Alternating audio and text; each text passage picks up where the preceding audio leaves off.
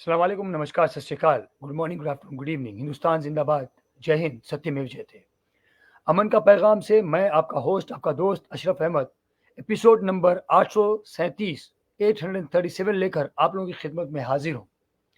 आज हम बात करेंगे यानी हमारा जो शीर्षक है, जो टाइटल है, जो मौजू है, जिस पर हम गुफ्तगू करेंगे, उसका नाम है, जो आपके यहाँ पर नीचे स्क्रॉल हो रहा है, झूठ बोलने से बेहतर है मौन यानी कि खामोश रहना। उसके ऊपर हम गुफ्तगू करेंगे। हम साथ में आज कुछ भाइयों को भी जोड़ने की कोशिश करेंगे। कमेंट्स भी मैं यहाँ पर ले लेता हूँ और जैसे हो सके दिलों गोल्डी पहवा भाई, प्राची नमस्कार, सत श्री अकाल आपको भी। इस वीडियो को शेयर करें। जनता को जागरूक करना, जनता तक सच को, हक को पहुँचाना अमन का पैगाम की टीम का काम है। लोगों तक मदद पहुँचाना अमन का पैगाम की टीम का, अमन का पैगाम का काम है। हम इसी पर कारगर हैं, इसी पर कारगर रहेंगे। किसी पार्टी से या किसी पार्टी से कोई सरोकार नहीं, या किसी पार्टी के साथ हमारा कोई लेना-देना कभी नहीं रहा है और इंशाल्लाह आगे भी नहीं रहेगा। और इसी बात का खुलासा करने के बाद हम अपनी लाइव को लेकर आगे चलते हैं। मेरे साथ हमारे मेहमान भी जुड़े हुए हैं मेरे साथ। मेहमान क्या, हमारे बड़े भाई हैं और कई मर्तबा हम जब भी अपने रास्तों से डगमगाए हैं, हमारा साथ दिया है, हमारे साथ हमको सही रास्ते पर लाकर, उँगली पकड़कर हमारी सही रास्ते पर लाकर खड़ा किया है। बलीग नुमानी भाई भी हमारे साथ हैं, कुछ देर में हमारे साथ लाइव जुड़ेंगे। तो आज का शीर्षक है, झूठ बोलने से बेहतर है मौन खामोश रहना। और ये जब मैं बात कर रहा हूँ झूठ और मौन की, बिल्कुल आप लोग समझ रहे हैं, झूठ आज का जो हमारा झूठा प्रधानमंत्री है, उस झूठे प्रधानमंत्री के बारे में बात कर रहा हूँ।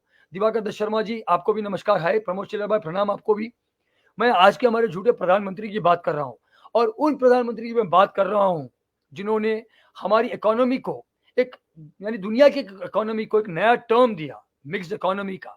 हम जब कॉलेज में पढ़ते थे तो हमारे इकोनॉमिक्स के प्रोफेसर, इंडस्ट्रियल ऑर्गेनाइजेशन मैनेजमेंट के प्रोफेसर हमको ये बोलते थे कि भारत की जो इकोनॉमी है वो इकोनॉमिक्स नहीं है, वो मनमोहनिक्स है। तो उनको बदनाम किया गया, उनका नाम लिया गया, उनके बारे में बताया गया। जी, जी, अभी आएँगे दिवाकर भाई, हम यहीं हैं, आपके साथ हैं। जय भारत सबको। वालेकुम सलाम रहमतुल्लाह बरकातहू। तो उनको नाम दिया गया, उनका मज़ाक उड़ाया गया मौन मोहन सिंह के नाम से। वही मौन मोहन सिंह साहब जो अपनी सत्ता में रहते हुए, अपने प्रधानमंत्री रहते हुए कई प्रेस कॉन्फ्रेंस करते हैं, कई बातों को वो कहते हैं, कई बातों को के बारे में वो बात करते हैं और कई ऐसी नीतियाँ अपने हमारे देश के लिए लेकर आते हैं। जब वो इकोनॉमी मिनिस्टर भी होते हैं, जब हमारे देश के वो मिनिस्टर भी होते हैं, इंदिरा गांधी जी के तहत प्राइम मिनिस्टर, प्रधानमंत्री रहते वक्त जब वो मंत्री रहते हैं, तब भी कई सारी नीतियाँ, कई सारी पॉलिसीज़ हमारी इकोनॉमी को देते हैं। उसके साथ-साथ जब वो प्रधानमंत्री बनते हैं, तो हमारे देश को एक नई दिशा की ओर अग्रसर करते हैं और उनको उनको बदनाम किया जाता है, उनका नाम लिया जाता है मौन मोहन सिंह के नाम से। लेकिन जबकि गोदी मीडिया, जो मीडिया होती है, जो मीडिया होना चाहिए, जो मीडिया का काम होना चाहिए, वो मीडिया का वो काम छोड़कर इस झूठे प्रधानमंत्री का प्रचार करने में वो मीडिया लग जाती है और वो आगे चलकर गोदी मीडिया कहलाती है। और गोदी मीडिया से आपको मेरी मुराद क्या है, आप सबको समझ में तो आ चुका होगा। लाइव पर जुड़ने का लिंक भी मैं यहाँ पर कमेंट में शेयर करूँगा। जिस किसी भी भाई को मेरे साथ जुड़ने का हो, वो मेरे साथ जुड़ जाना। यहाँ पर हम आगे बातचीत भी करेंगे। मैं अपने साथ हमारे भाई को लेता हूँ, जैसे वो मेरे साथ कैमरे पर आ जाएँगे, मैं उनको अपने साथ जोड़ूँगा और हमारी बात को लेकर हम आगे चलेंगे। मैं भी वीडियो को शेयर करूँगा। डेंजिल भाई, अगर आप जुड़ सकते हैं, तो प्लीज़, आपके पास भी लिंक है, जॉइन कीजिए मेरे को, जुड़िए और हमारे साथ गुफ्तगू को, वार्तालाप को, बातचीत को आगे बढ़ाइए। तो जिस तरह से मैं आपको बता रहा था, हमारा झूठा प्रधानमंत्री जो बड़ी-बड़ी डींगे मारता है कि भाई काला धन वापस लेकर आएगा, काला धन वापस लाकर हमको 15-15 लाख रुपए हमारे सारे लोगों के खाते में डालेगा। मुफ्त के पैसे की हमको उम्मीद नहीं है, लेकिन जो तुमने सपने दिखाए, जो तुमने बातें की, उन बातों को, जो तुमने सपने, झूठे सपने बेचे, उन झूठे सपनों के बहकावे में आकर, उन ढकोसलों में आकर, उन बातों में आकर जो देश की जनता बेवकूफ़ बनी है, वो बेवकूफ़ी का आज हम भुगतान कर रहे हैं, उसको भुगत रहे हैं। हमारी बेवकूफ़ी की वजह से तुम जैसे झूठे नेता प्रधानमंत्री बनते हैं, तुम जैसे झूठे नेताओं के साथ ही अलग-अलग प्रकार के मंत्री बनते हैं और हमें ठगते हैं, हमको झूठ बोलते हैं और हमको झूठ के नाम पर, उस झूठ के तहत, उस झूठ के ज़रिए, मज़हबों के नाम पर हमारे अंदर नफ़रतें पैदा करते हैं। जी हाँ, मैं अभी कुछ दिन पहले, 2 दिन पहले जो हमारे प्रधानमंत्री, माननीय झूठे प्रधानमंत्री जी का जो भाषण था राजस्थान में, उस भाषण की मैं बात कर रहा हूँ। वहाँ पर मनमोहन सिंह जी के बारे में बताते हैं कि उन्होंने कहा है कि जितने भी हमारे देश की संपत्तियाँ हैं, उन पर पहला अधिकार मुसलमानों का है।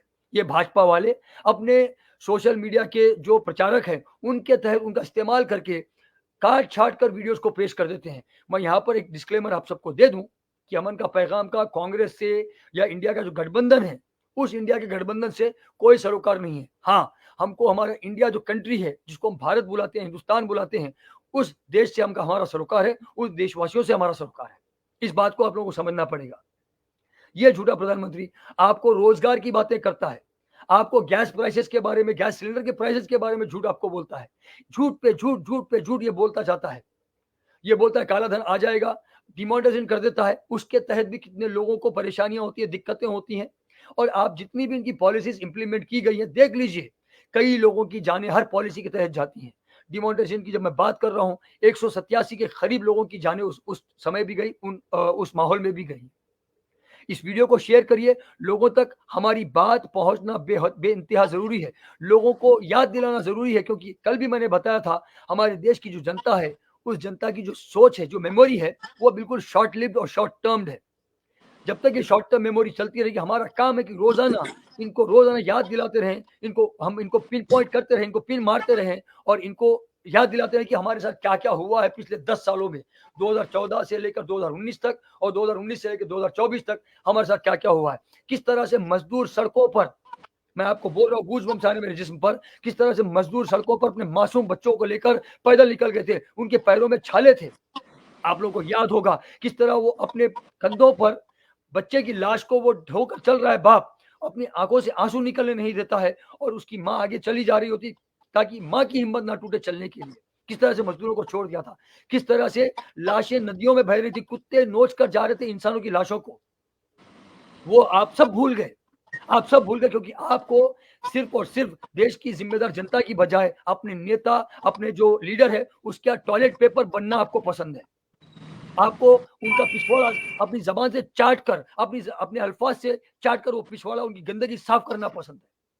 देशवासी हम तो है ही नहीं, हम तो टॉयलेट पेपर बन गए नेताओं के। मेरे साथ मलिक भाई, हमारे बड़े भाई जुड़ चुके हैं, मैं उनको अपने साथ लाइव पे लूंगा, इन झूठों का पर्दाफाश भी करेंगे। मनमोहन सिंह जी के बारे में हम यहाँ पर गुफ्तगू करेंगे। आज चुनाव के जो हालात हैं, पिंटू भाई वालेकुम सलाम, बिल्कुल झूठ ही चल रहा है प्रमोद भाई। आज जो हमारे देश के हालात हैं, आज जो चुनाव के जो हालात हैं, 700 से ज्यादा किसान मार दिए, जो ये लोगों ने किसानों के काले कानून लाए थे, उसमें भी देख लीजिए आप, लोगों की जाने गई। नोटबंदी, लोगों की जाने गई। कोरोना, लोगों की जाने गई। बस ये पैसा ठग रहे हैं आपसे पीएम केयर्स के नाम से, जबकि प्रधानमंत्री की एक योजना होती है जहां पर लोग अपना चंदा जमा करते हैं, लेकिन उसका भी कोई अता पता नहीं है। इलेक्टोरल बॉन्ड्स का, उसका भी कोई अता पता नहीं है।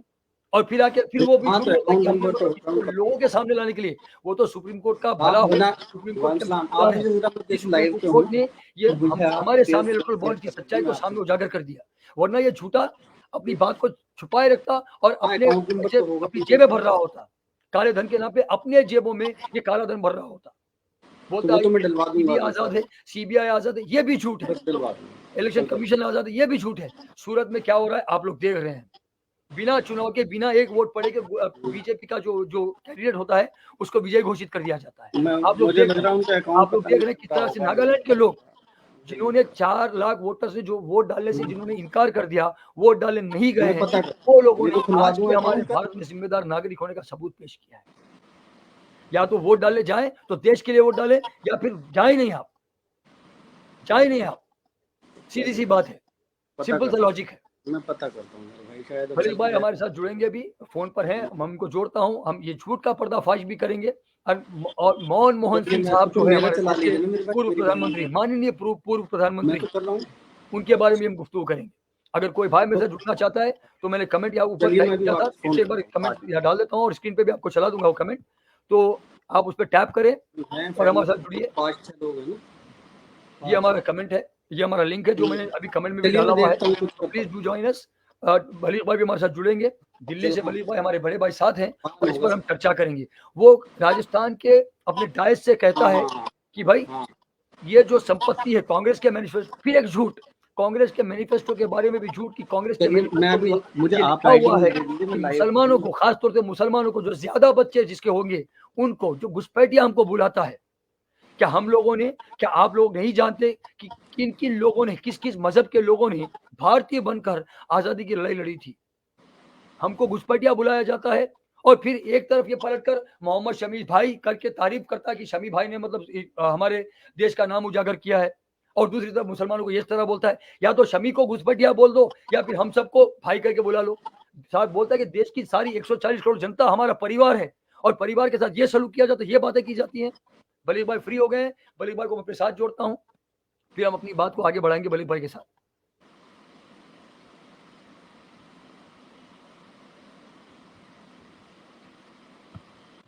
बलीग भाई सलाम अर्ज़ है आपकी खिदमत में, कैसे हैं आप? वालेकुम अस्सलाम, जय हिंद जय भारत।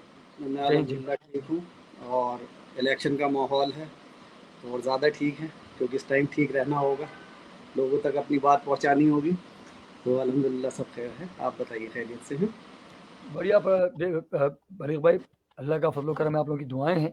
थोड़ा सा मसरूफियात बढ़ गई थी ज़िंदगी की, तो अमन का पैगाम रुक गया था, लेकिन जो अमन का पैगाम की सोच है, जो आप लोगों की दुआओं से चल रही है, वो सोच बरकरार थी। जो लोगों का, आवाम का जो काम होना था अमन का पैगाम के जरिए, वो काम बरकरार रहा। अब फिर सोशल मीडिया पर भी हैं और इंशाल्लाह अभी डिसकंटिन्यू कभी भी नहीं किया जाएगा। जब तक सांस है बात होती रहेगी। यहाँ पर कोई ना कोई आकर अमन का पैगाम के प्लेटफॉर्म से बात करता रहेगा। आप लोगों की दुआएं चाहिए। तो बली भाई, हम बात कर रहे थे जो आज हमारे प्रधानमंत्री हैं, जो झूठ पे झूठ बोलते हैं, यानी कि पहला जो वादा था इनका चुनाव का 2014 का, 15 लाख के वादे से लेकर मंगलसूत्र की बात तक, जितनी भी इन्होंने बातें की, चाहे आप बेरोजगारी की बात ले लें, चाहे आप अग्निवीर की बात ले लें, चाहे आप इलेक्ट्रोल बॉन्ड्स की बात ले लें, चाहे आप डिमोनेटाइजेशन की बात ले लें, चाहे आप कोरोना की बात ले लें, पीएम केयर फंड की बात ले लें, जो कोई भी बात ले लें, झूठ पे झूठ बोला जाता है। और फिर पलटकर कांग्रेस के प्रधान जो लीडर रहे, जो प्रधानमंत्री रहे हैं कांग्रेस के, उन प्रधानमंत्रियों पर हमला किया जाता है जबानी तौर से।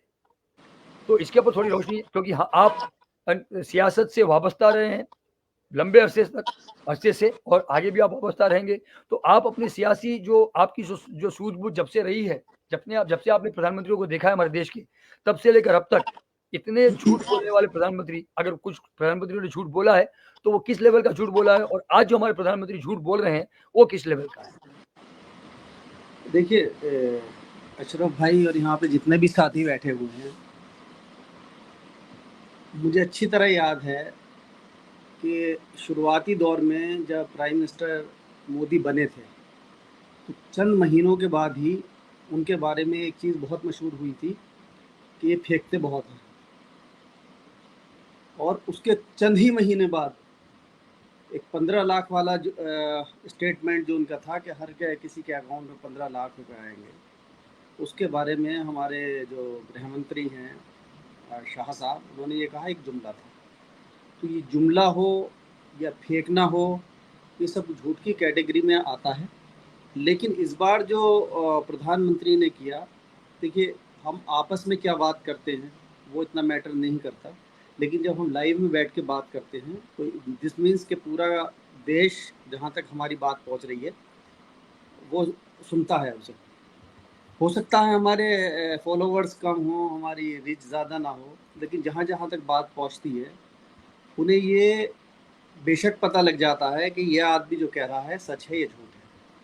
जहाँ तक प्राइम मिनिस्टर की बात है, जब वो कोई भी बात करते हैं तो वो सिर्फ भारत तक मौजूद नहीं रहती, वो दूसरे मुल्कों तक भी पहुँचती है, और फिर उसके बाद जो वहाँ के रिएक्शन हैं उन पर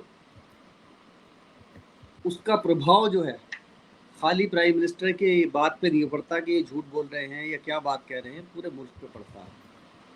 और जिस मुल्क का प्राइम मिनिस्टर झूठ बोलेगा, गलत बयानी करेगा, तो उस मुल्क की क्या हैसियत रह जाएगी दूसरे मुल्कों में, इस बात को सोचा नहीं जाता। रही बात झूठ बोलने की, देखिए सिर्फ मिस्टर मोदी ही नहीं, इस मुल्क में जितने भी सियासतदान हैं वो कभी ना कभी झूठ बोलते रहे हैं। और अगर मैं आपसे बात करूं कि पिछले आज़ादी के बाद से अब तक के आप किसी भी पार्टी के घोषणा पत्र उठाइए, आपको समझ में आ जाएगा कि इसमें कितने झूठ हैं और इन्होंने कितनी सच बात की है। मुझे अच्छी तरह याद है कि मुलायम सिंह यादव ने अपने वक्त में अपने चुनाव पत्र में, घोषणा पत्र में बाकायदा मुसलमानों को एक रिजर्वेशन की बात की थी, लेकिन उसके बाद दोबारा उन्होंने उस पर कोई बात ही नहीं की। वो रिटर्न में था, वो भाषण नहीं था, तो झूठ तो वो भी था। अगर हम बाकी बुनियादी चीज़ों पे जाएं, तो अब अगर आप 345 या 445 या 245, मुझे अभी पूरा एग्जैक्टली पता नहीं है, एक घोषणा पत्र कांग्रेस लेकर आई है। इलेक्शन के बाद अगले 5 साल बाद उस पर भी बात की जाएगी, क्योंकि हम उम्मीद कर रहे हैं कि इंशाल्लाह इस बार गवर्नमेंट चेंज होगी, कि वो अपने चुनावी वादे पर कितने खरे उतरते हैं। अगर वादों पे खरे उतरते हैं तो वो सच्चे हैं, अगर वादों पे खरे नहीं उतरते तो बेशक वो भी झूठे हैं। तो झूठ जो प्रधानमंत्री ने बोला उस हैसियत से कहाँ तक इम्पैक्ट है ये आपको मालूम है, और बाकी लीडरान जो झूठ बोल रहे हैं अब भी, क्योंकि हमें उम्मीद नहीं है कि जिस हिसाब से ये घोषणा पत्र ला रहे हैं और हमें माइनॉरिटीज़ की बात करते हैं, या एक इवन आप ये देख लीजिए कि मुस्लिम लफ्ज़ से ही जो गठबंधन डर रहा हो और उसमें हिस्सेदारी की बात कर रहा है, तो हम कैसे यकीन कर लें इस बात पे। तो ये झूठ कौन कैसे बोल रहा है उस पर डिपेंड करता है, झूठ तो सब बोल रहे हैं।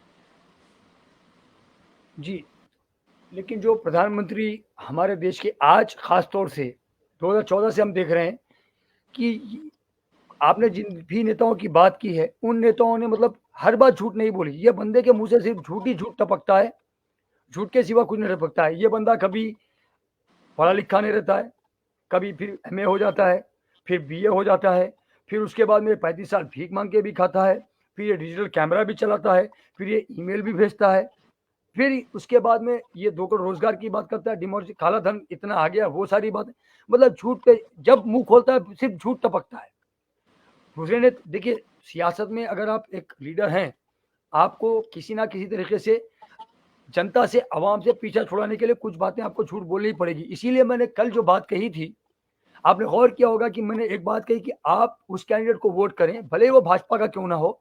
अगर उसने आपसे जितने भी वादे किए हैं पिछले चुनाव में और वो जीता है, अगर उसने उन वादों में से 50% भी अगर मुकम्मल कर दिया है, तो उसको वोट कर दीजिए। आपका आपके वोट पर उसका अधिकार है। वो इसलिए कि वो कोई भी नेता 100% सच्चाई पे और अपने पूरे वादे को पूरा करके काम नहीं करता। तो 50% भी कर दे, तो ये बंदे के पास 5% भी सच नहीं निकलता है। और काम के नाम पर सिर्फ काम का नाम है, काम कुछ नहीं है। आप मॉब लिंचिंग्स अभी थोड़ी रुकी हुई हैं, लेकिन मॉब लिंचिंग्स का क्या हाल था 14 और 19 के बाद? बलात्कारों का क्या हाल था 14 और 19 के बाद? किसानों का क्या हाल था और आज भी किसानों बदहाल है किसान। इसमें स्टूडेंट्स, विद्यार्थी वो भी सड़कों पर। देखिए अशरफ भाई, एक चीज़ समझिए आप, और ये मैं पहले भी कह चुका हूँ कि हम आइडियोलॉजिकल कुछ मुद्दों पर कांग्रेस से अलग सोचते हैं, लेकिन कुल मिला के विपक्ष में हम भी हैं, विपक्ष में कांग्रेस भी है, विपक्ष में आप भी हैं। हर वो व्यक्ति जो इस बात को समझ रहा है कि झूठों की सरकार है, ये दंगाइयों की सरकार है, ये वो लोग हैं जो मुल्क के संविधान को ना मानने वाले लोगों की सरकार है, वो इस बात को समझ रहे हैं कि ये लोग झूठे हैं। प्रूव किया जा रहा है बार बार। लेकिन मैं एक चीज़ आपको ये बता दूं आपको कि अगर आपकी कोई चीज़ झूठ बोलने से अगर आपको कामयाबी मिल रही है, तो वो लोग झूठ क्यों नहीं बोलेंगे? उन्हें लगता है कि जो हम झूठ बोलते हैं उससे ही हमें वोट मिलेगा, तो वो झूठ बोलेंगे। अब रही बात, इस झूठ में भी एक एंगल अगर आप देखेंगे तो उसमें जो ख़ास तौर से माइनॉरिटी को टारगेट किया गया है, महिलाओं के मंगलसूत्र की बात की गई है, उसके पीछे का रीज़न सिर्फ इतना सा है कि फर्स्ट फेज़ का जो इलेक्शन है वो साफ बता रहा है कि अब बीजेपी को वो लोग भी पसंद नहीं कर रहे जो पहले पसंद करते थे। आप 100 एक मैं कहता हूँ हज़ारों स्टेटमेंट आ रहे हैं कि हमने बीजेपी को वोट दिया लेकिन इस बार नहीं देंगे। देखिए एक चीज़ मैं बार बार कहता आया हूँ कि आदमी हर चीज़ से पे आपका सहयोग कर सकता है। उसे कम खाना मिल रहा है, वो एक बार को मान लेगा कि चलो जी कुर्बानियाँ दी जाती हैं। उसे रोज़गार नहीं मिल रहा है, वो मान लेगा कि चलिए आज नहीं तो कल मुझे रोज़गार मिल जाएगा। लेकिन एक चीज़ को आप अच्छी तरह समझ लीजिए, अगर उसे सिक्योरिटी नहीं मिल रही तो वो आपके साथ नहीं आएगा।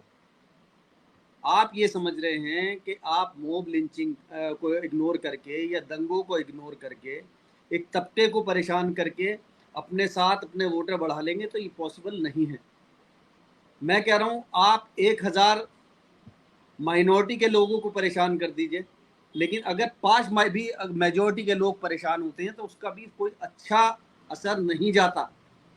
अब लोग ये बात समझने लगे हैं कि किसी भी चीज़ से ज़्यादा इम्पोर्टेंट इस मुल्क की शांति और यहाँ के लोगों की सिक्योरिटी है। यही वजह है कि भाजपा का ग्राफ गिर रहा है, और वो एक बार दोबारा उसे हिंदू मुस्लिम पे लाने के लिए वो झूठ भी बोल सकते हैं, वो कुछ भी कर सकते हैं।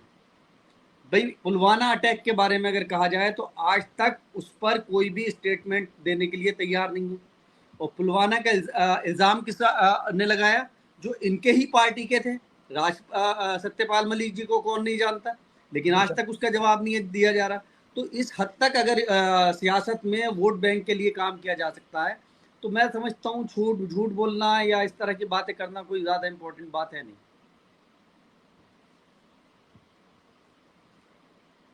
बली भाई, यहाँ पे एक कमेंट आया धर्मपाल भाई का, अभी भाजपा के पास कोई मुद्दा नहीं, जो जैसे आपने बात कही है वोट मांगने के लिए, अब ये सिर्फ लोगों को हिंदू मुस्लिम के नाम पर भड़काएंगे, और लोग हिंदू मुस्लिम पर भड़क भी जाते हैं, लेकिन अब लोग भी जागरूक हो गए हैं, ये बंदा हमको भटका रहा है जरूरत के मुद्दों से। हाँ, तो मैं बताया ना आपको, भाई हर चीज़ की एक लिमिट है ना। अगर आप ये देखिए, आप एक ही चीज़ 10 बार लाइव आके बात कही है, एक ही 11वीं बार आपके फॉलोवर्स कम हो जाएंगे, 12वीं बार शायद आप अकेले कहते रह जाएंगे। तो आदमी यहाँ का जो है हर चीज़ से परेशान हो चुका है कि वही बातें रिपीट करते हैं बार बार घुमा फिरा के, हिंदू मुस्लिम हिंदू मुस्लिम। अभी तो इसमें एक एंगल पाकिस्तान का भी आएगा, अभी रोना धोना भी आएगा। तो ये सबको पहले से ही पता है, मैं नहीं कह रहा, ये पूरे सोशल मीडिया पे चल रहा है कि हिंदू मुस्लिम हो गए, अब पाकिस्तान आएगा, उसके बाद आप आंसू बहाना खड़े हो जाएंगे। अब आप ये देखिए, तो ये कब तक चलेगा? ये मेरे हिसाब से इस बार मुझे पूरी उम्मीद है इंशाल्लाह कि चेंज आएगा, और बहुत, अगर बाई चांस 1% में ये भी मान लूँ कि गवर्नमेंट आएगी, तो बहुत कमज़ोर गवर्नमेंट आने वाली है। जो मैं हमेशा कहता हूँ कि, और मैं क्या, बहुत लोग कहते हैं ये बात कि कभी भी कमज़ोर गवर्नमेंट जो होती है वो पब्लिक के फेवर की होती है, पब्लिक खुद काम करवा लेगी, अपोजिशन मजबूत हो जाएगा। तो देखिए अब क्या होता है। उम्मीद तो है पूरी कि इस बार शायद इस मुल्क को अच्छा वो मिल जाए, जिसे कहना चाहिए प्राइम मिनिस्टर राजा, और आने वाले भी राजे ही होंगे, ये भी कहा जा सकता है। अब यहाँ से चीजें या तो बेहतर होंगी या और बदतर, क्योंकि कांग्रेस ने भी आवाम की मतलब जो बर्दाश्त है उसको आंक लिया है कि जनता जो है कहाँ तक बर्दाश्त कर सकती है। इसमें इसमें अशरफ भाई एक चीज़ मैं और बताऊँ आपको कि देखिए, राहुल गांधी ने पिछले दिनों क्या किया क्या नहीं किया नहीं मालूम, लेकिन पिछले 2 साल में उन्होंने वो किया जो उन्हें करना चाहिए था और किसी भी लीडर को करना चाहिए था। जैसे मिस्टर गांधी ने आते पूरा भारत भ्रमण किया, उसके बाद वो इस मुल्क की नफ्स को समझ पाए और उन्होंने बहुत बड़ी लड़ाई जीती।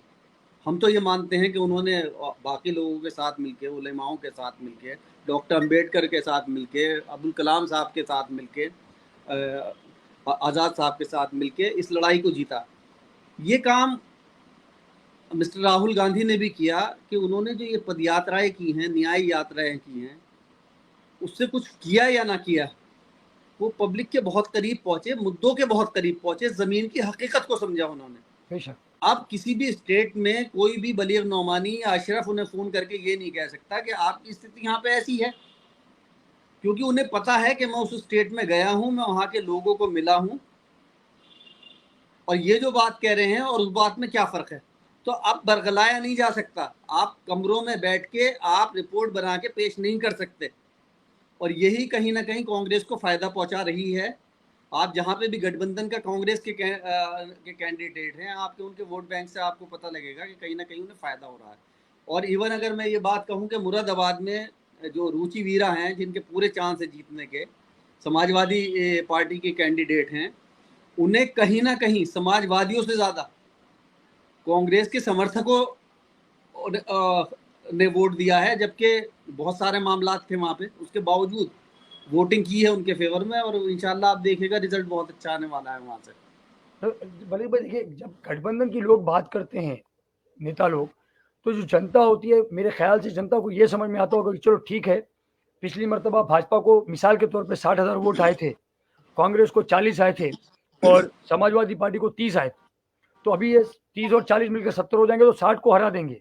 तो कमाल की बात यह है, हमको आपको समझना चाहिए और जनता को भी समझना चाहिए कि भाई जिन लोगों को कांग्रेस पसंद नहीं थी, उन लोगों ने समाजवादी पार्टी को वोट दिया था। अगर उस गठबंधन के चलते अगर वहां पर कांग्रेस का प्रत्याशी खड़ा होता है और समाजवादी पार्टी का प्रत्याशी खड़ा नहीं होता है, तो जरूरी नहीं कि वो सारे के सारे 30,000 समाजवादी पार्टी के जो वोट हैं वो सारे के सारे कांग्रेस के पास ही जाए।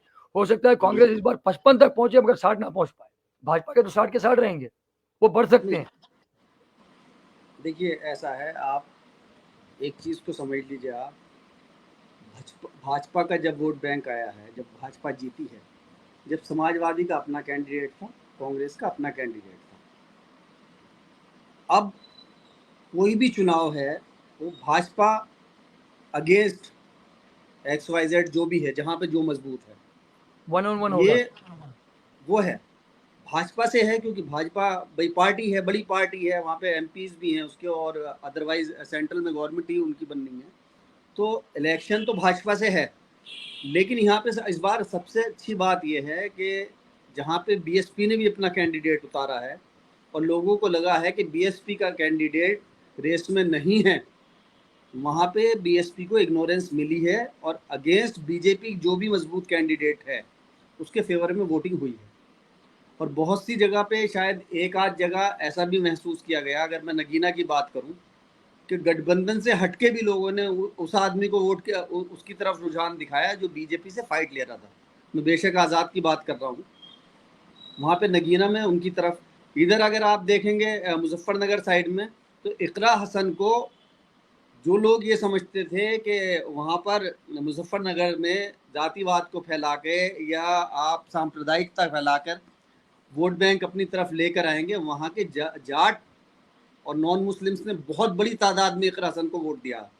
अब रिजल्ट्स क्या आएंगे ये मैं अभी इसलिए नहीं कह सकता कि पिछली बार आपने देखा होगा कि यूपी में भी बहुत अच्छी तरह लग रहा था कि इस बार समाजवादी गवर्नमेंट आ जाएगी, और हुआ कुछ नहीं। तो अभी क्या रहेगा रिजल्ट ये तो बात की बात है, लेकिन हाँ वोटिंग बहुत अच्छी हुई है एंटी BJP। भले भाई, ये तो हो गई चुनाव की बात, किस तरह से पोलिंग हुई है, किस तरह से मत पड़े हैं। लेकिन जो अभी जहां कहीं पर भी प्रचार चल रहा है, खासतौर से भाजपा के लोगों की तरफ से, अभी ब्रिजभूषण ने भी एक बयान दे दिया बेगूसराय से कि भाई मुझे उन लोगों के वोट नहीं भी मिलेंगे तो चलेगा, और उनके घरों पर जाके आप आप पाकिस्तानियों के और आतंकवादियों के घरों पर जाके वोट मत मांगना, आप मुझे वोट नहीं भी मिलेंगे तो चलेगा। ब्रजभूषण गिरिराज ने दिया है शायद, वो गिरिराज जी, सॉरी, गिरिराज ने दिया है। तो ये जो बयानबाजी हो रही है, ये जो सारी बातें हो रही हैं, जो भड़कलाया जा रहा है लोगों को, यानी ये 2014 में जहां से शुरू हुए थे हिंदू मुसलमान करके, 2024 में फिर वहीं आ गए, फिर 2029 में इनकी सरकार बन भी जाए या ना भी बने तो 2029 में फिर वहां पे चले जाएंगे, विकास, सबका साथ सबका विकास। तो ये मतलब एवरी ऑल्टरनेट टर्म यही गेम खेलते रहेंगे। नहीं, मैं देखिए सिर्फ एक तरफा बात नहीं होनी चाहिए। उन्होंने जो किया उनसे तो एक्सपेक्टेशन थी सबको कि इस तरह की बात करेंगे, लेकिन आपने एक बात पे ध्यान दिया कि आपने बिहार में चिरंजीवी ये अपने या लालू के क्या नाम है इनका, लालू के जो बेटे हैं उनका स्टेटमेंट भी आपने सुना? तेजस्वी यादव ने क्या स्टेटमेंट दिया है कि आप या तो इंडिया अलायंस को वोट दें या NDA को वोट दें, दूसरे को वोट ना दें। तो आपको लगता है कि इतने बड़े ओहदे पे एक जिम्मेदार आदमी, जिसे इस टाइम आप सेंट्रल में भी लोग कह रहे हैं कि अगर गवर्नमेंट चेंज होती है तो बड़ा ओहदा मिलेगा उन्हें, और आने वाले वक्त के चीफ मिनिस्टर भी बताए जाते हैं वो बिहार में, वो इतनी हल्की बात कैसे कर सकते हैं? भाई अगर मेरे अगेंस्ट मेरा मुखालिफ कोई गलत बात करता है तो हमारी समझ में आती है बात, लेकिन अगर हमारे ही अपने साथी इस तरह की बात करेंगे तो उन्हें किस पैमाने पर तोला जाए? आप एक तरफ तो दूसरों पर इल्ज़ाम लगाते हैं। अब आप जिस आदमी के बारे में बात कर रहे हैं, पप्पू यादव के अगेंस्ट उन्होंने ये स्टेटमेंट दिया है, आप जाके देखिए ना कोरोना काल में उनके क्या उन्होंने क्या किया है लोगों के लिए। पप्पू यादव ज़मीनी नेता हैं, बेशक पप्पू यादव का एक अपना व्यक्तित्व है, और आप सिर्फ अपने पर्सनल उसमें इतनी बड़ी बात कह गए कि आपको यही नहीं पता कि आपके मुंह से बात क्या निकल रही है। तो इस तरह की लीडरशिप जब आ जाएगी मेन स्ट्रीम उसमें, तो उस पर कैसे यकीन किया जाएगा? आप हर वो आदमी जो आपके अगेंस्ट बात करेगा, अगेंस्ट वो है जो हक बात करेगा, वो बी टीम हो जाएगा। आप इधर हिना शाह के अगेंस्ट एक स्टेट कैंडिडेट खड़ा करके ये जताना चाह रहे हैं कि चाहे हम जीते या नहीं जीते, एनडीए जीत जाए लेकिन हिना साहब हार जाए। ये वो लोग हैं जिन्होंने भारत की राजनीति को आगे बढ़ाया है। और कौन सी राजनीति को आगे बढ़ाया है? जिसमें बेशक हिंदू मुस्लिम एकता की मिसाल है वो लोग। आप उनके अगेंस्ट कैंडिडेट देके आप क्या जताना चाह रहे हैं इस मुल्क में? हाँ, उनसे भी सवाल होना चाहिए। सिवान में तो आज तक कभी भी मजहबी इख्तिलाफात हुए नहीं लोगों के बीच में। भाई मैं यही कह रहा हूँ ना, तो इस तरह के इतिहास लोगों से रहा भी है। सवाल करने चाहिए। हम बीजेपी से सवाल करें, और हम तो उनसे सवाल करें, हमें तो पता है उनकी उनकी आइडियोलॉजी हमें पता है। लेकिन अगर इस तरह की बातें यहाँ पर होंगी वो तो सवाल बनता है। मेरे साथ डेंजिल भाई भी जुड़ गए हैं। चेतन सिंह जी, सत श्री अकाल, कैसे हैं आप? इरशाद भाई लिखते हैं, पीएम से लेकर अमित शाह तक तमाम बीजेपी के नेता मुद्दे से हटकर बयान दे रहे हैं। भाई, जो आपने शुरू से लेकर जो तक की बात कही है ना, ये है ही दो लोगों की पार्टी। ये सारे के सारे अभी बस चुनाव में एक इक्का दुक्का बयान आएंगे, फिर बाद में दिखेंगे भी नहीं ये लोग। हम डेंजिल भाई को साथ में लेते हैं और उसके बाद में हम चेतन भाई का प्रश्न लेते हैं, जो भली भाई के नाम पे उन्होंने लिखा है, क्योंकि भली भाई स्क्रीन पर थे। जी जी। मैंने भी तो पढ़ा अभी। देखिए जी, जी। तो ऐसा भली है। भाई स्क्रीन पर थे, तो भली भाई के नाम पे लिखा है, तो लेकिन ये प्रश्न मैं डेंजिल भाई से भी करूँगा और उसके बाद भली भाई तो जवाब देंगे ही, और चेतन भाई जी बने रहना, जवाब आ रहा है आपके सामने। सवाल ये है, नोमानी जी, तो भले डेंजिल भाई आप भी इसमें इन्वॉल्व हो गए, नोमानी जी और हैरी भाई से प्रश्न है कि कांग्रेस के स्कैम्स 2G, कोल, कॉमनवेल्थ गेम्स से दुखी होकर बीजेपी को लाए। अब के स्कैम्स जैसे NRC, lynching, EVMs, electoral bonds, इसके बाद लोग कौन सा बदल देख रहे हैं? जो भी जीते जनता हार जाती है। क्या आप सहमत हैं? डेंजिल भाई प्लीज। नमस्कार सभी को। अशरफ भाई, सबसे पहली बात तो ये है कि जितने भी ये स्कैम्स की बात करते हैं उसके अंदर कितने लोगों को इन्होंने जेल में डाला, वो इम्पोर्टेंट बात होती है।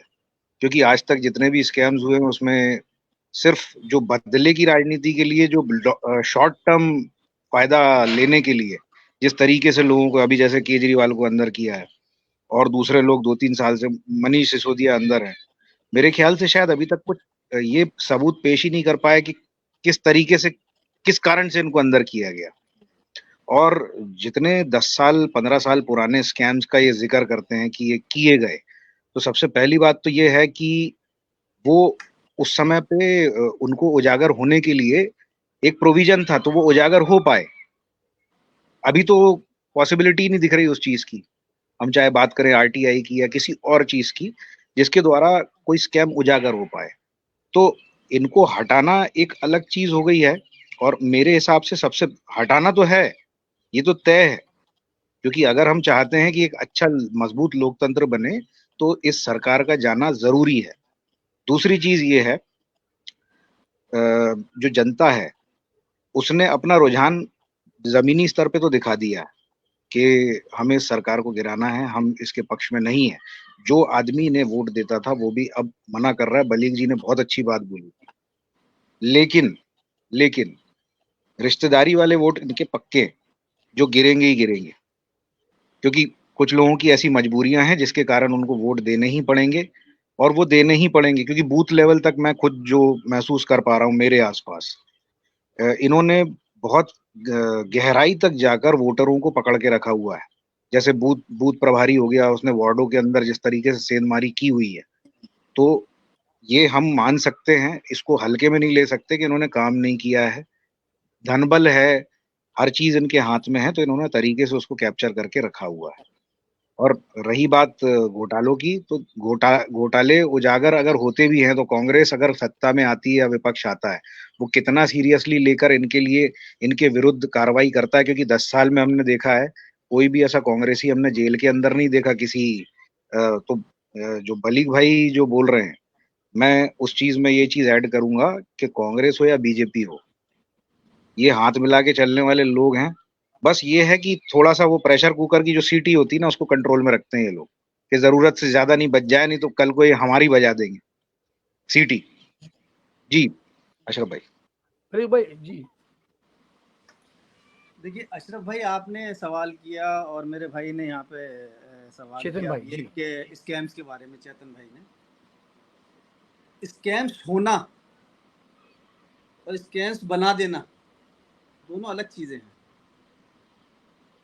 जब दूसरी बार गवर्नमेंट आई बीजेपी की, तो सबसे बड़ा स्कैमर जो नज़र आ रहा था, बाकी छोड़ दीजिए आपका कोयला घोटाला या आपका 2G, ये सब छोड़ दीजिए आप, वो थे रॉबर्ट वाड्रा। हर जगह Robert Vadra Robert Vadra Robert Vadra की बात चल रही थी। और रॉबर्ट वाड्रा आज कहाँ है? दिल्ली के चीफ मिनिस्टर तो अंदर हैं, जेल में हैं, लेकिन रॉबर्ट वाड्रा शायद एक दिन के लिए भी जेल में नहीं गए। समझिए आप बात को। तो बना देना और स्कैम होना, उसमें फ़र्क है। दूसरी बात, अभी डेंजिल साहब ने एक बात बहुत अच्छी कही कि पहले तो कम से कम हमारे पास आरटीआई की पावर थी, जिसकी वजह से वो जो भी हुआ स्कैम किस तरह से हुआ, क्या हुआ, उस पर आरटीआई आई, लोगों के सामने एक बात निकल के आई और लोगों ने उस पर पूरी गवर्नमेंट हिला दी, गवर्नमेंट चेंज कर दी। लेकिन अब तो वो पावर तो है ही, अब तो कोशिश ये कर रहे हैं कि, और वो दिखा हुआ भी है। अभी आप देखिए पिछले फेज में कुछ जगहों पे तो वोट ही नहीं देने दिया। मैं 50 वीडियो दिखा देता हूँ। रामपुर इलेक्शन तो उसका जीता जाता सबूत है कि घरों से नहीं निकलने दिया। और इस बार भी ऐसा हुआ। इलेक्शन कमीशन क्या कर रहा है, ये क्वेश्चन मार्क है। अभी मिस्टर मोदी का जो स्टेटमेंट है, आज मैंने देखा खुद, और उसमें भी है, फेसबुक में, सोशल मीडिया पे भी है, वेलफेयर पार्टी ऑफ इंडिया ने उसके अगेंस्ट इसी में कंप्लेंट की है। अब देखना ही है कि उसके अगेंस्ट इलेक्शन कमीशन क्या है, उस पर एक्शन लेगा। उम्मीद तो नहीं है कि कोई एक्शन लेगा। अब दूसरी बात, अभी यहाँ प्रमोद जी एक बात और कह रहे थे डेंजिल भाई, कि जो इनका कोर वोटर है, जो इनके रिश्तेदारी हैं, रिश्तेदार किसी भी तरह के रिश्तेदारी हो, चाहे फाइनेंशियली इनके सपोर्टर हों या इनके एक जमात है उसके भक्तगण हों, वो इन्हें वोट करेंगे, बिल्कुल करेंगे, इसमें कोई दो राय नहीं है। अगर आप ये समझ रहे हैं कि बीजेपी बिल्कुल साफ हो जाएगी, तो ये पॉसिबल नहीं है। बिल्कुल। लेकिन एक चीज़ आप समझिए आप, कि अगर बीजेपी को 5% वोट भी कम पड़ गया, 5% की एक वैल्यू है, अगर 5% वोट भी हम लोग कम करवाने में कामयाब हो गए, हम लोग मीन्स आप जैसे जागरूक लोग और लीडरान, तो ये समझ लीजिए कि गवर्नमेंट बीजेपी की नहीं आएगी। और अगर आई भी तो लचर पचर गवर्नमेंट आएगी, जो मैंने कहा वो पब्लिक के फेवर में होती है, क्योंकि कोई ना कोई उनका गठबंधन का साथी ऐसा जरूर होगा उनके साथ कि वो उन्हें थ्रेट करता रहेगा कि ये गलत है कि ये सही है। भाई सब तो नंगे नहीं है ना हमाम में, एक दो ने तो कपड़े पहन रखे हैं ना, चाहे वो बीजेपी में भी हो। तो वो कहीं ना कहीं अभी तो बीजेपी के अंदर की पॉलिटिक्स ऐसी है कि अगर वो उसे थ्रेट भी करना चाहें तो वो ये कहेंगे कि तेरे जैसे तो अभी 70 लाइन में सब मिला के भी अलग हो जाओगे, तुम्हारी गवर्नमेंट कहीं नहीं जा रही। तो मैं 2 मिनट का, जरा अभी आजान हो रही है, इतना आप बात कीजिए, ठीक है, मैं वापस ज्वाइन करता हूँ। कहने को तो अशरफ भाई ये भी बोल सकते हैं, कल को अगर इन्हें विपक्ष से हाथ मिलाना पड़ा सरकार बनाने के लिए तो ये वो भी कर लेंगे, क्योंकि हाल की जो परिस्थिति चल रही है अरे भले उसके भाई, अंदर हमने जैसे भाई हमने ये चीज महाराष्ट्र चुनाव में देखी है। जो उद्धव ठाकरे ये गठबंधन करते हैं भाजपा के साथ, चुनाव लड़ते हैं, इनको कुर्सी चाहिए होती है, भाजपा का ये साथ छोड़ते हैं, विपक्ष के पास जाते हैं, एनसीपी और कांग्रेस का जो गठबंधन था उसके गोद में जाके बैठते हैं और कुर्सी पे बैठ जाते हैं। उसके बाद में क्या होता है, देखिए, जैसी करनी वैसी भरनी, इनको जैसी करनी वैसी भरनी जल्दी हो गया इनके साथ। लोगों के साथ बड़ा देर से होता है, इनके साथ बहुत जल्दी हो गया। यानी कि उसी टर्म में एकनाथ शिंदे ने बाजा बजा दिया इनका, वो जाके उनके गोद में बैठ गया। तो अल्टीमेटली ये लोग तो करेंगे, किसी ना किसी तरह मेल मिलाप करके काम कर लेंगे। अब पिछले चुनाव की बात है, बलीर भाई भी इसकी गवाही देंगे कि किस तरह से इम्तियाज जलील को औरंगाबाद में जिताया गया, इम्तियाज साहब को, एमआईएम के जो सेकंड वाले, इतिहास के दूसरे नंबर के जो एमपी थे, पहली बार 2 एमपी एमआईएम के गए थे, वो गठबंधन की वजह से। लेकिन जब विधानसभा चुनाव होते हैं वो गठबंधन हो नहीं पाता है, बहुजन अघाड़ी जो होता है उससे गठबंधन हो नहीं पाता है, और इम्तियाज जलील साहब एमपी तो बन जाते हैं, लेकिन औरंगाबाद की जो एमएलए की सीट थी वो सीट एमआईएम के हाथ से निकल जाती है, तो गठबंधन नहीं हो पाता है। तो ये तो मतलब अपने साथी फायदे के लिए, वो भी अपने साथी के फायदे के लिए एमआईएम से जुड़े थे और एमआईएम भी अपने साथी फायदे के लिए उनसे जुड़ी थी। लेकिन चेतन प्रकाश जी का जो सवाल था ना, जीते कोई भी, हार तो जनता जाती है। क्या आप इस बात से सहमत हैं कि हार तो हमारी है, तय है? हमने लिखा के ला लिया कि हम लूजर्स हैं, लूजर्स। उसके लिए फिर एक तोड़ भी तो निकला, आपने ये देखा, नागालैंड के 5 जिलों में लोग वोट डालने ही नहीं गए। बोले क्या मतलब है वोट डालने का जब कुछ होना नहीं है, 4 लाख वोट पड़े ही नहीं। लोग घरों से बाहर ही नहीं निकले। तो ये जो जनता हारेगी, ये जनता को पता है, तो ये जानने वाली जनता खुद वोट डालने गई नहीं, और जो वहां के कैंडिडेट्स थे उनके घरों से उनको निकलने ही नहीं दिया गया कि भैया तुम भी वोट डालने नहीं जाओगे, हम नहीं जा रहे तो तुम भी नहीं जाओगे। तो ये कोई बहुत छोटी न्यूज नहीं थी, एक बहुत बड़ी बात थी, लेकिन ये आई गई हो गई क्योंकि न्यूज चैनलों में समा इस तरह का बंधा हुआ है। महिमा मंडन बहुत पेट भर के किया जा रहा है आजकल।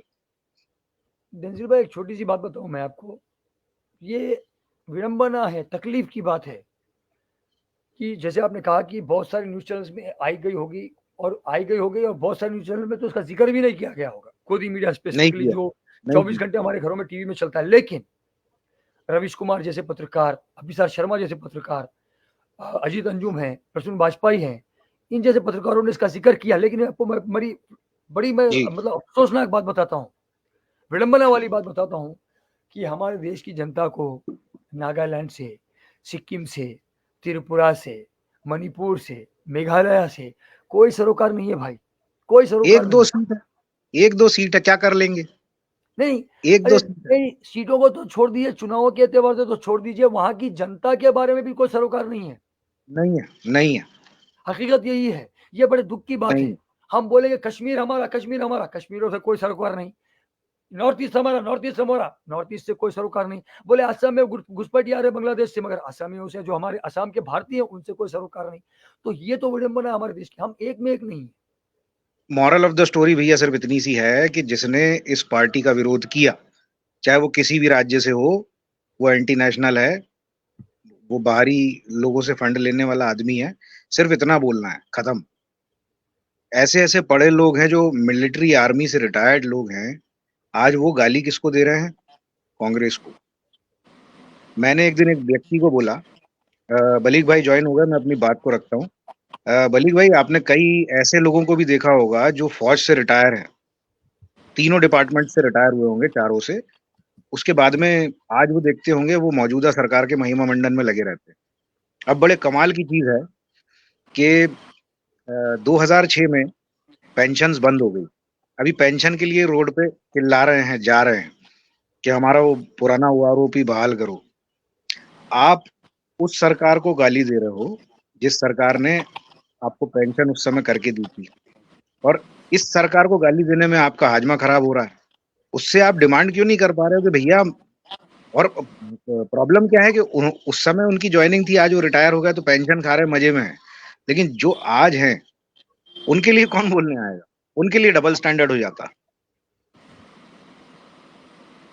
तो संजीव, मैं आपको वापस हमारा जो आज का मौजू है, जो टाइटल शीर्षक है, झूठ बोलना, झूठ बोलने से बेहतर है मौन यानी खामोश रहना।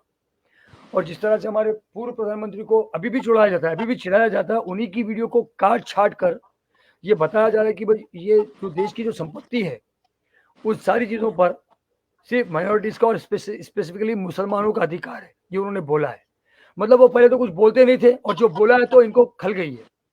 वैसे तो उन्होंने जो क्लेम कर रहे हैं वो उतना सब कुछ नहीं बोला, उतना ही नहीं बोला है, उसके आगे भी बहुत था और उसके पीछे भी बहुत था।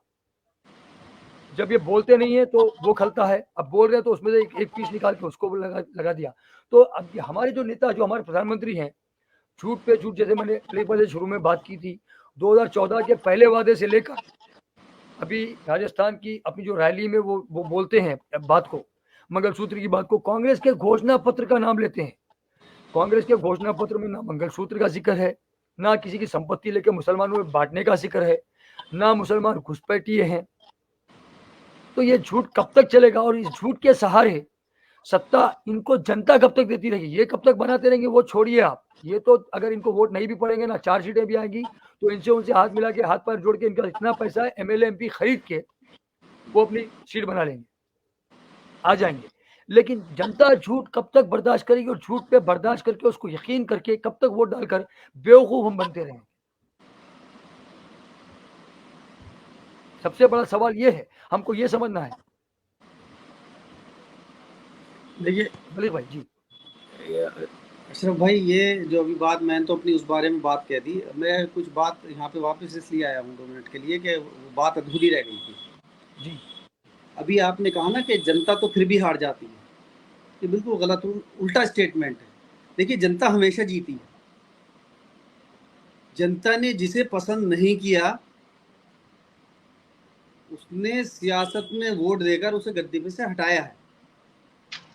तो अगर मैं ये कहूं कि जनता हमेशा जीती है, हाँ धोखे में आ गई वो एक अलग बात है। जनता तो जीत गई, उसने एक आदमी का काम पसंद नहीं आया, उसे हटा दिया। अब जो दूसरा आदमी आया, जैसे आपने कहा झूठ बोल के अगर आया, तो उसमें जनता की गलती नहीं है। जनता ने उससे उम्मीद की और ये समझा कि जो दूसरे लोग थे वो गलत थे, ये सही आदमी आया है। अब इस बार भी देखिएगा इंशाल्लाह ये सही गलत आदमी निकला, इसे भी हटा देगी। तो जनता तो हमेशा जीतती है, हाँ धोखा खा जाती है। और धोखा कौन खाते हैं? जो मासूम है। तो जनता तो मासूम है हमारे यहाँ की, इसमें कोई दो राय नहीं है। रही बात झूठ की, तो मैंने कह चुका हूँ, डेंजिल भाई भी अपना इसमें पक्ष रखेंगे, झूठ क्या सच क्या। लेकिन हाँ मैं एक बात ये कह रहा हूँ कि जो इस जिम्मेदारी से आपने ये शुरू किया, ये फर्स्ट फेज से शुरू होना चाहिए था, और फेज वाइज हर उसकी थोड़ी सी आप स्टडी कीजिए। कोई हमारी हेल्प चाहिए तो हम बताएंगे, उस पर बात होनी चाहिए कि किस तरह से वोटिंग हो तो हम इस गवर्नमेंट से निजात पाएँ।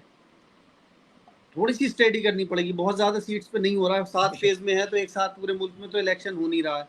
कुछ खास सीटें हैं, बहुत सी सीट्स तो ऐसी हैं कि वो बीजेपी जीतेगी, सबको मालूम है, समझ में आ रही है वहाँ पे बात। लेकिन जहाँ पर हम बीजेपी को हटाकर चेंजेस ला सकते हैं, उन सीट्स पे बात की जाए और लोगों को जागरूक किया जाए कि आपको वोटिंग जो है इसी हिसाब से करना चाहिए। जैसे मैंने अभी आपको बताया कि रुचि वीरा को बहुत अच्छा एक तरफा वोट गया है, वहाँ फर्क नहीं पड़ रहा।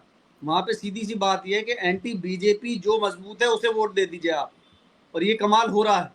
सबसे बढ़िया बात यह है कि ये कमाल हो रहा है।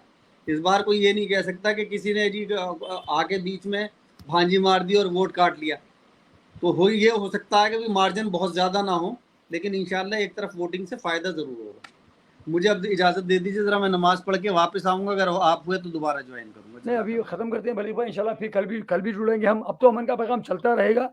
हम सियासत पे भी बात करेंगे, हम संविधान पर भी बात करेंगे, हम रोज़गार पर भी बात करेंगे, हम जीवन यापन के जो साधन किस तरह जुटाने उस पर भी बात करेंगे। हम मोटिवेट भी करेंगे लोगों को। हम लोगों के बीच अमन, भाईचारा, मोहब्बत जो आगे पिछले एपिसोड में भी फैलाते आए हैं, वो आगे भी फैलाते रहेंगे। लेकिन अब अमन का पैगाम ना सिर्फ सियासत पे बात करेगा, बल्कि लोगों की ज़िंदगियाँ किस तरह बेहतर की जा सकती हैं, उस पर भी हम बात करेंगे।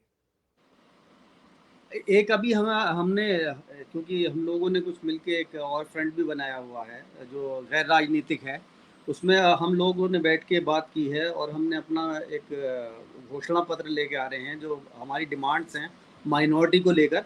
उस पर भी जल्दी इंशाल्लाह मैं कल या परसों पूना पहुंचूंगा, वहाँ पे एक प्रोग्राम करेंगे हम लोग। उसके बाद उसकी डिटेलिंग भी आपके साथ शेयर करेंगे इंशाल्लाह। और वो गैर राजनीतिक है, इसलिए यहाँ पे बात करने की मुझे लगता है कोई परेशानी नहीं होगी, और उससे जागरूकता भी मिलेगी, फैलेगी, और लोगों को पता लगेगा कि माइनॉरिटीज़ के इस टाइम क्या इश्यूज़ हैं जिन पे बात होनी चाहिए। मैं जल्दी मुलाकात करूँगा आपसे। Thank you very much. बिल्कुल, बहुत शुक्रिया भले भाई। बिल्कुल, हम जो कुछ भी हम समाज के लिए कर सकते हैं, युवा के लिए कर सकते हैं, चाहे वो किसी भी मज़हब से, किसी भी धर्म से आते हैं। महिलाओं के लिए कर सकते हैं, चाहे वो किसी भी उम्र की हों। बिल्कुल, आप नमाज़ के लिए जाइए, आराम से दुआ कीजिए हम सबके लिए और मुल्क के लिए, और मुल्क में जो जनता है वो सही फैसला ले सके, उसके लिए आप लोग दुआ कीजिए ज़रूर। तो ये बात अभी क्लियर हो गई, आप लोगों को भी शायद समझ में आ गई है कि हमारे जो देश के अभी प्रधानमंत्री है, अभी रफीक भाई ने भी कमेंट किया कि आज तक के आज़ाद हिंदुस्तान के जो प्रधानमंत्रियों में से सबसे बेशर्म, सबसे झूठा, सबसे नाकारा, सबसे धोखेबाज प्रधानमंत्री अगर कोई रहा है, वो आज के हमारे देश के माननीय प्रधानमंत्री श्री नरेंद्र भाई दामोदर दास मोदी हैं। उनके अलावा और कोई नहीं है। ये जब मुंह खोलते हैं तो इनके मुंह से नफरतें टपकती हैं, इनके मुंह से झूठ बहता है, इनके मुंह से सिर्फ लोगों को बांटने और काटने वाली बातें होती हैं। ये कभी कपड़ों से लोगों को, दंगाइयों को पहचानने का पाठ हमको पढ़ाते हैं, कभी ये हमको घुसपैठिया बुलाते हैं। ये भूल गए, कभी ये भी बोलते हैं कि कांग्रेस के घोषणा पत्र से मुझे मुस्लिम लीग की याद आती है। ये भूल जाते हैं कि किस तरह इनके पूर्वज मुस्लिम लीग की गोद में बैठे हुए क्या करते थे। अब सोच लीजिए गोद में बैठ के क्या क्या काम होता था होगा उस टाइम पे। इसलिए लोग शादी भी नहीं करते आरएसएस वाले, वो भी आप जानते हैं। तो ये सारा कुछ चल रहा होता है। लेकिन आज हमारे देश में हमारे देश की युवा को, हमारे देश की जनता को, हमारे देश के वोटर को आज सच बोलने की, सच को समझने की, सच को सोचने की ज़रूरत है। इन झूठों से, या झूठ बोलने वाला हमारा प्रधानमंत्री हो या मौन रहने वाले हमारे प्रधानमंत्री हो, उससे हमें सरोकार नहीं होना चाहिए। हमें सच से, देशभक्ति से, देश में मोहब्बत, भाईचारे, अमन से, देश की तरक्की से हमें सरोकार होना चाहिए। उसके बारे में सोचकर उसी के ऊपर अमल करते हुए देश को किस तरह आगे बढ़ाया जाए, क्योंकि हम सब जब आगे बढ़ेंगे, अपने आप देश भी आगे बढ़ेगा। हम सब जब मोहब्बत से रहेंगे, अपने आप देश में मोहब्बत, भाईचारा, अमन कायम रहेगा। इन झूठे लोगों को की बातों में ना आओ, अपना खुद रिसर्च करो। आपको ऊपर वाले ने बुद्धि दी है, आपको अक्ल सलीम ऊपर वाले ने अता फरमाई है, उसका इस्तेमाल करिए। आपको जो तालीम अपने स्कूलों में मिली है, अपने बड़ों से मिली है, अपने मोहल्लों में मिली है, उस तालीम का इस्तेमाल कीजिए और सही को सही और गलत को गलत बोलने की हिम्मत पैदा करिए और सही के साथ जाने की और गलत से दूर होने की आप ये अकल अपने अंदर, समझ अपने अंदर पैदा करिए। इसी पैगाम के साथ आज का मन का एक चेतन भाई का कमेंट ले लेते हैं हम।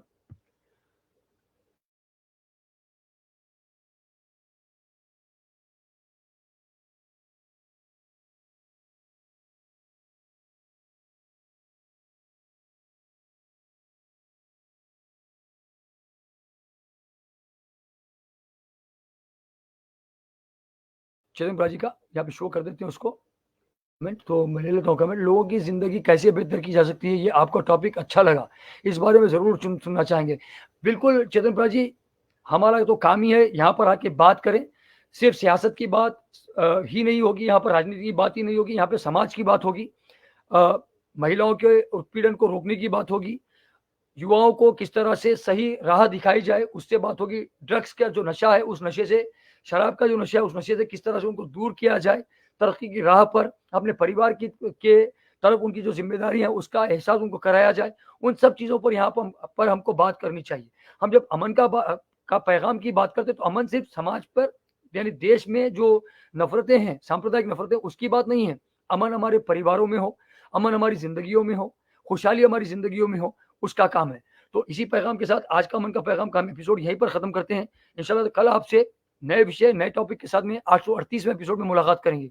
कल तक के लिए अस्सलाम वालेकुम, नमस्कार, सत श्री अकाल, good morning, good afternoon, good evening. Hindustan जिंदाबाद, जय हिंद, सत्यमेव